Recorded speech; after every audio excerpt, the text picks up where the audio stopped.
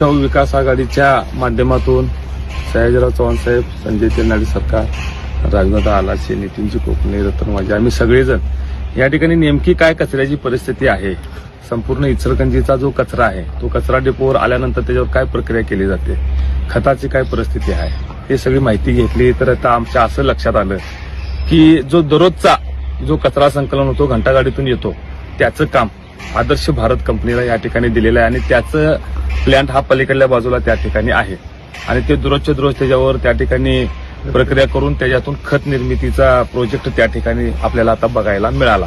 परंतु ते देखील काम अतिशय खराब निकृष्ट पद्धतीनं त्या ठिकाणी सुरू आहे. त्या ठिकाणी असणाऱ्या मशिनरींची अवस्था बघितली तर अतिशय खराब मशिनरी त्या ठिकाणी आहेत. कर्मचाऱ्यांना प्रचंड त्रास त्या ठिकाणी होत आहे आणि ते घाणीत काम करतात.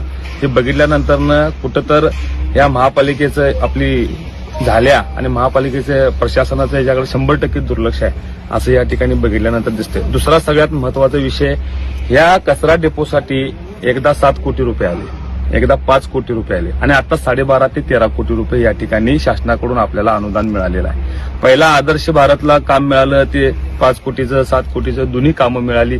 त्यानंतर आता 12.5 कोटीचं काम आदर्श भारतचं काम इथं पेंडिंग आहे. अजून आता माहिती आपण घेतली 40,000 टन अजून त्यांनी कचऱ्यावर प्रक्रिया करायला पाहिजे, त्यापासून खत तयार करायला पाहिजे. आता बघितलं तरी मशिनरी पूर्ण बंद आहे इथं आणि त्या कंपनीचं अजून मुदत आहे.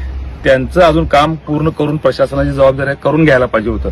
ते करून न घेता नवीन कुणाच्या मर्जीतला, कुणाचा खास माणूस, कुणाच्या वशिल्यानं आज नवीन मक्तेदार या इचलकरंजी शहरात आलाय हे आज काही कळायला मार्ग नाही.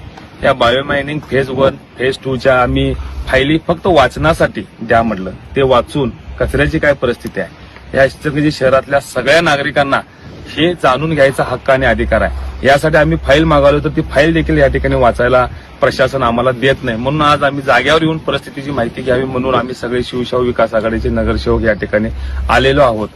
अजून दुसऱ्या टप्प्याची वर्क ऑर्डर परवा महापौर उपमहापौर अस्तित्वात आल्यानंतर 6 तारखेला बॅकडेटेड काय तर वर्क ऑर्डर दिली असं आम्हाला या ठिकाणी समजतंय आणि हे अतिशय चुकीच्या पद्धतीनं कारभार या ठिकाणी चालू आहे.